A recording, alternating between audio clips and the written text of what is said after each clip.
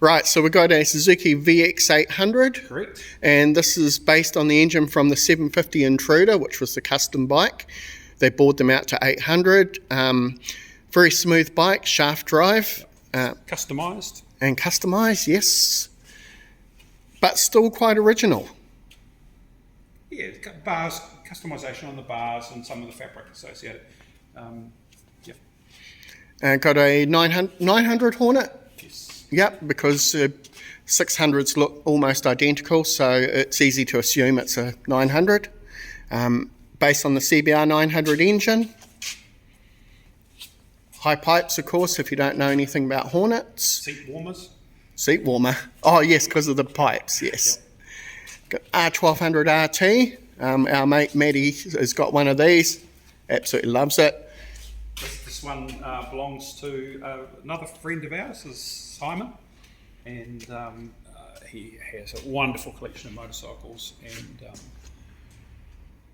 yes, it's come in for a bit of a show, and yeah,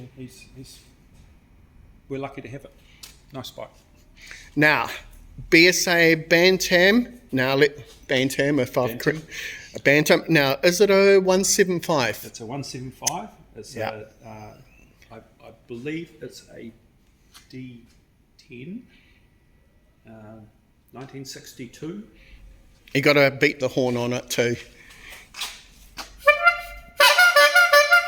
Original horn. Love it. British engineering, the best of British engineering. So these bike runs and rides. Yep. Bit of a sad story with this bike. Lady who owned the bike, her husband was killed in a construction accident, and so I've become the proud owner of it. I've done very little to it, but now running and riding, and still got a bit of work to go. Front wheel is a bit corroded, so we'll replace that. Possibly replace as opposed to rechrome, because I don't know how deep the damage goes. But no, a wonderful little bike, and a learner bike for many people. But also premix, because this is long before injection 2-stroke come out.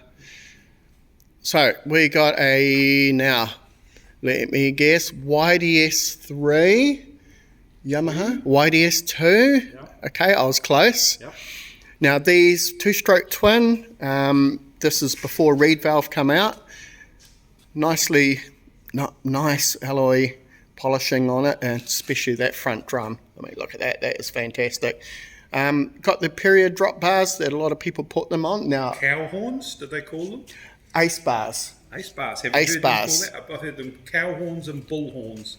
Probably more bull horns. And that there is a very early example of a steering damper. You just wound them in, called friction one, and it probably paid hell on the steering head bearings, I think. With those bars, you'd need some sort of steering head bearing. Now these were, correct me if I'm wrong, were they auto lube back then? They were one of the first with oil injection. So they steered away from having to premix, and there you go. There's the oil tank right there. Really cool dash on these things. Very British. Very British for a Japanese. Now, oh yes. Now we've got a Yami 125. Now it's not an RD 125. Correct. It comes out of the R5 era, late 70s. Now these 125 parallel twin. These here are not reed valve engines. Yes, it's not an RD. It's not an RD. It's a forget. YS3? Not YC3, I think was the 180 or 175. So YCS, I think. Yeah, I think you're right. Now we've got here an MZ1000 S.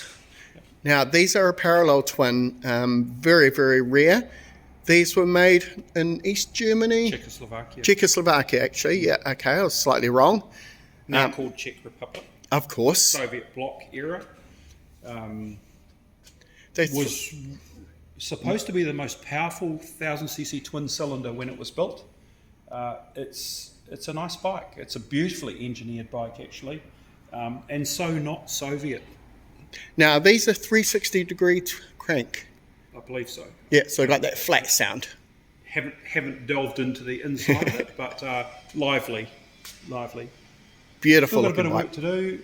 I've recently bought a new set of indicators for it. These are actually Triumph indicators, to be honest.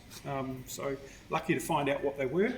So I bought a new set of Triumphs indicators to go, but some very rare parts on it. I mean, just the mirrors alone, you'd never buy anything like that again, unless they've been a donor off something else. But going to remove all the tail fairing off it just to revert it to sports bike as opposed to touring bike.